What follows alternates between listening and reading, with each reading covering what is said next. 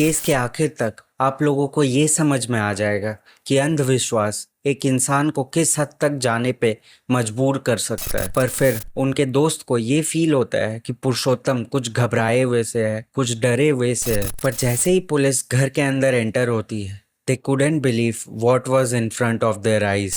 उन दोनों की बॉडी को लाल साड़ी में रैप करके रखा गया था, जिसके बाद पद्मजा बहुत ज्यादा चिल्लाने लगी थी और वो एक साइको की तरह बिहेव करने लगी थी।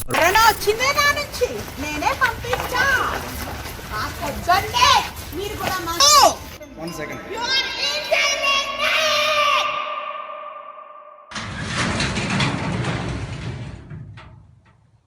आज का ये जो केस होने वाला है वो प्योरली एक ही रीजन के ऊपर रिवॉल्व होगा, जो कि है अंधविश्वास। और इस केस के आखिर तक आप लोगों को ये समझ में आ जाएगा कि अंधविश्वास एक इंसान को किस हद तक जाने पे मजबूर कर सकता है। ये केस स्टडी आप लोगों को बुरारी के केस से बहुत ज़्यादा सिमिलर लगने वाला है, और मैं ऐसा क्यों बोल रहा हूँ ये आप लोगों को इस केस के आखिर तक समझ आ जाएगा। सो ज्यादा टाइम वेस्ट नहीं करते हुए let's learn a little more about today's case revolving around Andhra's Naidu family ritual. Andhra Pradesh Chittoor district के मदनपाले में एक नायडू परिवार रहता था, जिसमें दो बेटियां आलेखिया जो कि 27 साल की थी, साई दिव्या जो कि 22 साल की थी, उनकी माँ पद्मजा जो कि 50 साल की थी, और उनके फादर पुरुषोत्तम नायडू जो कि 55 साल के थे। उनकी फैमिली काफी ज्यादा वेल एजुकेटेड थी और you can say over educated थी, खास करके दोनों हस्बैंड एंड वाइफ। उन दोनों हस्बैंड वाइफ के पास बहुत सारी डिग्रीज थी, और उन लोगों के पास सिर्फ उस पढ़ाई के लिए डिग्रीज ही नहीं थी, बल्कि उन लोगों को उस पढ़ाई के लिए गोल्ड मेडल तक मिला हुआ था। और आप में से जो भी कॉलेज या कॉलेज से पास आउट हो चुके हैं, उन लोगों को ये बात बहुत ज़्यादा अच्छी तरीके से पता होगी कि कॉलेज में गोल्ड मेडल किस किस को मिलता है। और सिर्फ इसी एक रीज़न के वजह से it makes me feel so sad and disheartened कि एक इतना ज़्यादा पढ़ा लिखा समझदार इंसान इन सारी चीज़ों के ऊपर मानता है और इन सारी चीज़ों को इस तरीके से अंजाम दे सकता है। Purushottam ji government degree college Chittor में केमिस्ट्री पढ़ाते थे, और उनकी wife Padmaja who was a gold medallist, और वो पिछले 20 सालों से आईआईटी एस्पिरेंट्स को कोचिंग देती थी eight IIT mastermind talent school. और वहाँ पर इतने साल तक काम करने की वजह से उन्हें वहाँ का प्रिंसिपल भी बना दिया गया था। So they were both well educated, और अच्छी नौकरी भी थी, जिसकी वजह से they had no financial issues. और उनके जानने वालों का और उनके आसपास के लोगों का यही कहना था कि वो लोग बहुत ज़्यादा प्यारे लोग थे, और उन लोगों के परिवार में भी आपस में बहुत ज़्यादा प्यार था, और उन लोगों की किसी से भी एज सच कोई दुश्मनी भी नहीं थी। और टिपिकल इंडियन फैमिलीज और पेरेंट्स की ही तरह वो दोनों भी अपनी बेटियों को बहुत अच्छे से पढ़ा लिखा कर कामयाब बनाना चाहते थे, और बचपन से ही उन्होंने अपनी दोनों बेटियों को पढ़ाई के मार्ग में बहुत ज़्यादा फोर्स किया था। Like at least till 12 they were very strict with their daughters पढ़ाई को लेकर।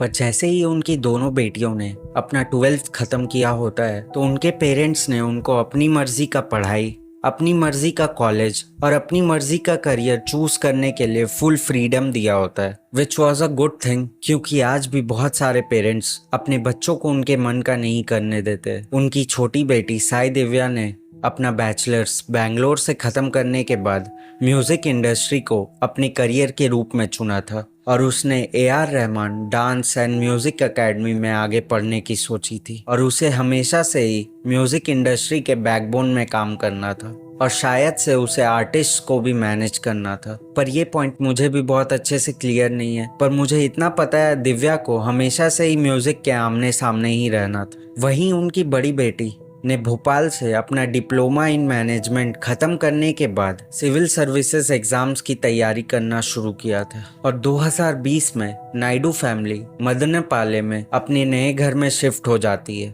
जो कि उनके पुराने घर से बहुत अच्छा और बहुत बड़ा भी था। और अपनी परिवार के उन्नति और अपने परिवार के मेंबर्स की हेल्थ के लिए वो हमेशा शुक्रिया अदा करते थे भगवान का, और इतना ज़्यादा एजुकेटेड होने के बावजूद भी वो भगवान पे बहुत ज़्यादा भरोसा करते थे, खास करके शिव जी के ऊपर। और वो हर दिन विदाउट फेल भगवान की पूजा ज़रूर करते थे, चारों के चारों member, which was a good thing. भगवान की पूजा करना एक बहुत ज़्यादा अच्छी एक्टिविटी है, और स्पिरिचुअल एक्टिव रहना मन को बहुत ज़्यादा शांत कर देता है। और जब भी उनके लाइफ में कुछ अच्छा या नया होता था तो वो हमेशा भगवान की पूजा या हवन करते थे। जैसे कि जब पद्मजा का प्रमोशन हुआ था उनके कोचिंग इंस्टीट्यूट में, तभी भी उन लोगों ने एक बहुत बड़ा पूजा और हवन अपने घर में रखवाया था भगवान को थैंक यू बोलने के लिए। और उन लोगों ने यही सेम संस्कार अपनी बेटियों को भी पास ऑन किया होता है। और उसकी बड़ी बेटी आलेख्या के कुछ दोस्त भी ये बात को बहुत अच्छी तरीके से फील करते थे, क्योंकि आलेख्या अपने सोशल मीडिया में रेगुलर भगवान को लेकर, गुडविल्स को लेकर और पॉजिटिव पोस्ट डाला करती थी।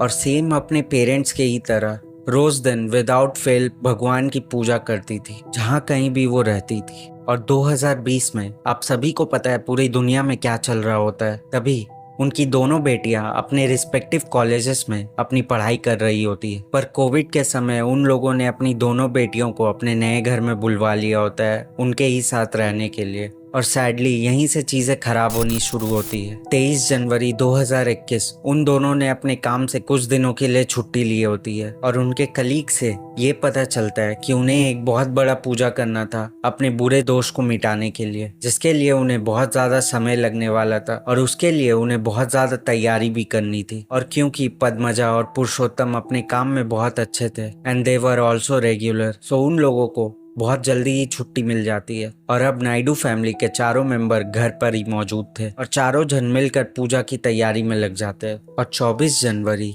2021 संडे के दिन उनके नेबर्स को उनके घर से कुछ मंत्र पढ़ने की आवाजें आने लगती है। पर वो सुबह का समय था और उस समय इंडिया में मोस्टली सारे घरों में पूजा होते रहती है, इसलिए उनके नेबर्स को कुछ बहुत ज्यादा यूनिक नहीं लगा। इसलिए उनके नेबर्स सारा कुछ भूल कर वापस अपने काम पर लगे रहे।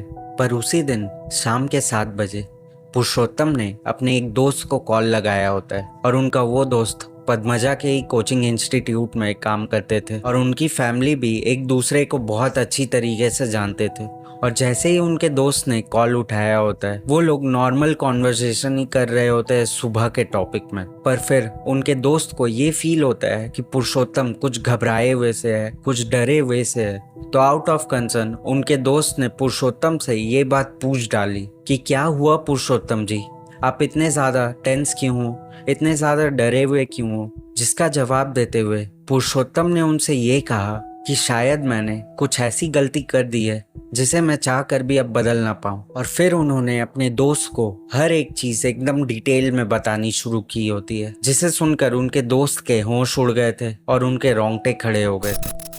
पुरुषोत्तम ने उन्हें कॉल पे ये कहा कि उन्होंने अपनी दोनों बेटियों को जान से मार दिया है और कल 25 जनवरी 2021 उनकी दोनों बेटियां वापस आ जाएंगी। और उनके मुंह से ये बात सुन के ही कुडंट बिलीव हिम कि एक ऐसा इतना पढ़ा लिखा इंसान ऐसी बातें कर रहा है। बट फिर उन्होंने अपने आप को वापस से कलेक्ट किया और अपने आप को शांत करके वापस से पुरुषोत्तम से ये पूछा कि इसका रीज़न क्या था, उन्होंने ऐसा क्यों किया। जिसका जवाब देते हुए पुरुषोत्तम ने बहुत ही ज्यादा वेग और अनक्लियर वे में उन्हें ये समझाया होता है कि उनकी दोनों बेटियों के अंदर कुछ बुरी शक्तियां थी जो कि उनकी बलि चढ़ाने पर उनके ही साथ इस कलयुग में मर जाएंगे। और जब कल 25 जनवरी को सतयुग शुरू होगा तो वो दोनों वापस अपने उसी शरीर में वापस आ जाएंगे बिना किसी बुरी शक्तियों के। और पुरुषोत्तम से ये बात सुनने के बाद भी उनको ये बात बिलीव नहीं हो रही थी। पर जैसे ही पुरुषोत्तम के मुंह से उन्हें ये बात पता चलती है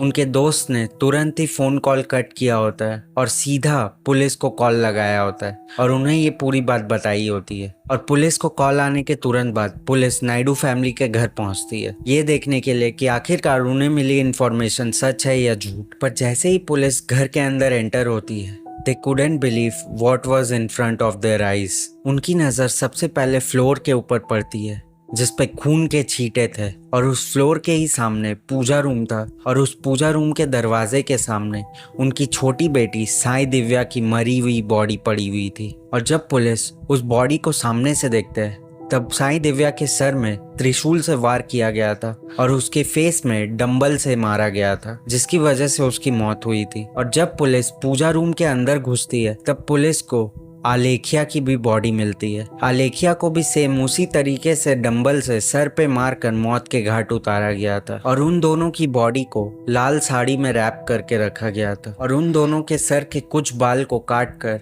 शिव जी को भी दान किया गया था, शिव जी को खुश करने के लिए, जिससे कि उनकी दोनों बेटियां कल जब सतयुग शुरू होगा तब अपने शरीर में वापस आ सकेगी। पूजा रूम से बाहर निकलकर जैसे ही पुलिस घर के दूसरे कमरे में घुसती है तब उन्होंने देखा कि पद्मजा और पुरुषोत्तम उस कमरे में बहुत ज्यादा आराम से बैठे हुए हैं और उन्हें देखकर ऐसा बिल्कुल भी नहीं लग रहा था कि उनकी दोनों बेटियां दूसरे कमरे में मरी हुई पड़ी है। और जब पुलिस इंस्पेक्टर ने उनसे ये पूछा कि ये सब किसने किया है तब पद्मजा ने उनसे ये कहा कि ये सब हमने ही किया है, ये सब हमने अपनी मर्जी से किया है और ये सब हमारी बेटियों ने भी अपनी मर्जी से ही किया है। जिसे सुनकर पुलिस भी बहुत ज़्यादा शॉक्ड हो गई थी क्योंकि दे ऑल बिलीव्ड कि अपेरेंटली उन लोगों के अंदर कुछ बुरी शक्तियाँ हैं जो कि कलयुग के वजह से उन लोगों के अंदर आई है।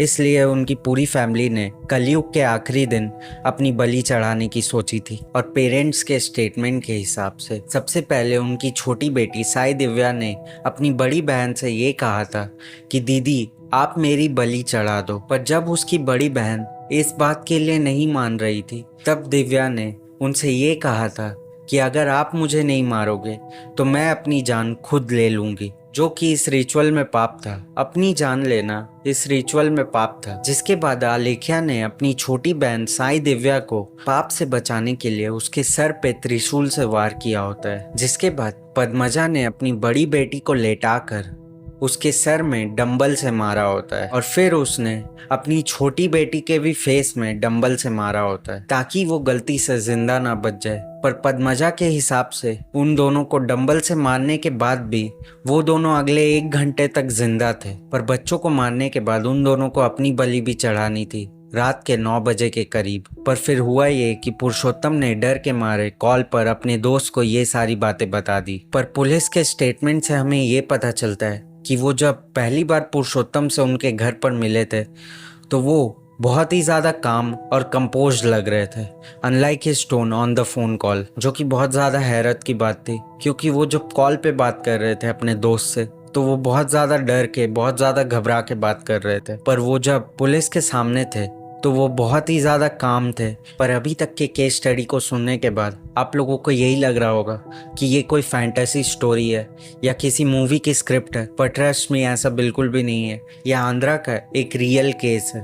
और ये सब जानने के बाद police they immediately arrested both the parents और वो चिल्ला चिल्ला कर सिर्फ यही कह रही थी कि उन्हें सिर्फ 1 दिन का टाइम दे दो, उनकी बेटियां वापस आ जाएंगी।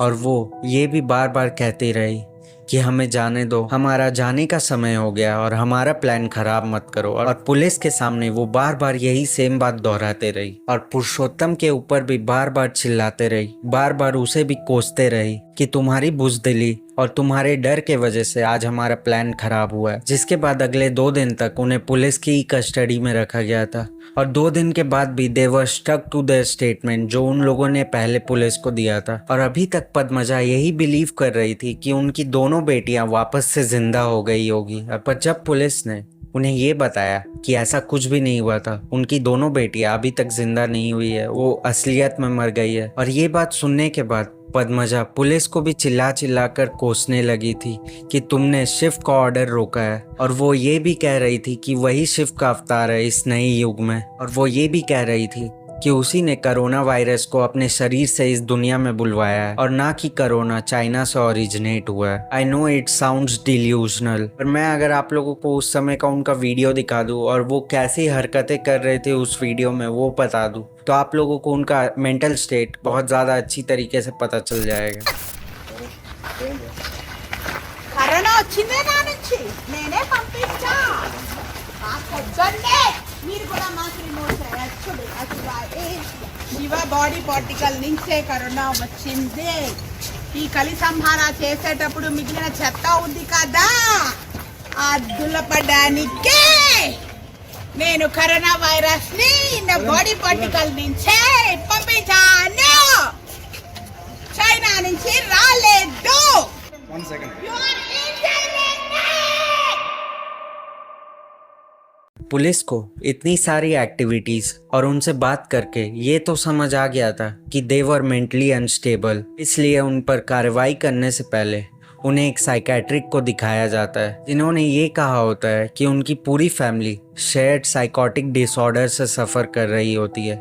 शेयर्ड साइकोटिक डिसऑर्डर भी एक बहुत ही ज़्यादा रेयर साइकेट्रिक डिजीज़ है, जिसमें होता ये है कि 2 से ज़्यादा लोग अगर एक बहुत ही ज़्यादा क्लोज रिलेशन में होते हैं, तब किसी एक जन के गोल्स या फिनोमिना को वो सारे लोग मानने लग जाते हैं, और उन लोगों के लिए भी उस गोल या उस फिनोमिना का इम्पोर्टेंस बहुत ज़्यादा हो जाता है उनकी लाइफ में। और जो लोग इस शेयर साइकोटिक डिसऑर्डर से सफ़र करते हैं, वो लोग भी एक नॉर्मल फंक्शनिंग ह्यूमन की ही तरह होते हैं, जो नॉर्मल बात करते हैं, जो नॉर्मल काम करते हैं, जो नॉर्मल लोगों के तरफ बिहेवियर रखते हैं। पर जैसे ही उनके गोल्स या उस फिनोमिना के बारे में कोई बात करता है या वो कहीं से सुनते हैं, तो कुछ उनके ब्रेन में ट्रिगर होता है, जिसकी वजह से वो अपने गोल को अचीव करने में अपनी बहुत ज़्यादा पोटेंशियल लगाते हैं। और इस शेयर्ड साइकोटिक डिसऑर्डर में एक होस्ट होता है जो कि अपनी बिलीफ, अपना फिनोमिना, अपना गोल अपने सराउंडिंग के लोगों में बांटता है, और फिर उस होस्ट की ही वजह से उनके अगल बगल वाले लोग भी उसी एक सेम फिनोमिना, उसी एक सेम गोल पे मानने लग जाते हैं, और उन लोगों के लिए भी वो गोल,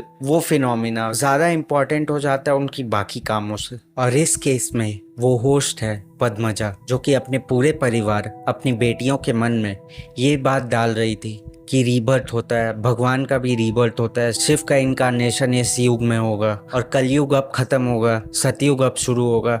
ये सारी बातें पद्मजा ही उनकी बेटियों के और उनके पति के मन में डाल रही होती है। और हमें इस केस से ये साफ साफ पता चलता है कि उनकी दोनों बेटियां और उनका पति भी उनकी इन सारी बातों पर बहुत ज़्यादा मानते थे। और इसलिए मैंने पहले भी बताया था, जब साई दिव्या ने अपनी बड़ी बहन को खुद को मारने के लिए बोला था, तब साई दिव्या ये बहुत ही ज़्यादा विलिंगली कर रही थी, और उसे बहुत ज़्यादा फोर्स कोई भी नहीं कर रहा था इस काम को करने के लिए। और ये काम वो विलिंगली इसलिए कर रही थी क्योंकि उसके मन में इनकारनेशन, री इनकारनेशन की बातें डाली गई थी। और उसकी बड़ी बेटी आलेख्या के सोशल मीडिया पोस्ट से हमें साफ साफ ये पता चलता है कि वो शिव के री इनकारनेशन में बिलीव करती थी, और जैसा कि उसकी माँ बोलती थी वो वैसे ही काम करती थी। और आई एम 100% श्योर कि उनकी दोनों बेटियों को यही लगता था, इस नए युग में उसकी माँ ही शिव का दूसरा अवतार है। और ये सब देखने के बाद पद्मजा और पुरुषोत्तम को सबसे पहले फोरमेंट हॉस्पिटल फॉर मेंटल केयर, जो कि विशाखापट्टनम में है, वहाँ एडमिट कराया जाता है। और वहाँ से डिस्चार्ज होने के तुरंत बाद उन दोनों को मदनपाले सब जेल में ट्रांसफ़र कर दिया जाता है, जहाँ पर वो अपनी बाकी की सज़ा काटेंगे। पर आप लोग सोच सकते हैं कि इन लोगों की मेंटालिटी किस हद तक ख़राब होगी, ये लोग कितने ज़्यादा मेंटली अनस्टेबल होंगे कि इन लोगों ने अंधविश्वास में आकर अपनी बेटियों तक को मार दिया होता है और अपनी भी जान लेने की कोशिश कर रहे होते हैं। और अगेन ये बुरारी के केस से क्यों सिमिलर है, क्योंकि उसमें भी एक होस्ट था जो कि अपनी बिलीफ, अपनी आइडियोलॉजी अपने पूरे परिवार में, अपने आमने सामने वाले लोगों में फैला रहा था। और इस केस में भी सेम वैसा ही होता है, एक होस्ट रहती है जो कि अपनी बिलीफ्स, अपनी आइडियोलॉजी और अपनी मेंटली अनस्टेबल थॉट्स को अपने आमने सामने वाले लोगों में, अपने करीबी लोगों में फैला रही होती है। और आज का केस भी यहीं तक था। मिलते हैं आपसे नई वीडियो में नए केस स्टडी के साथ। Till then stay safe. But जाने से पहले इस चैनल को एक सब्सक्राइब कर लेना और इस वीडियो को एक लाइक कर लेना।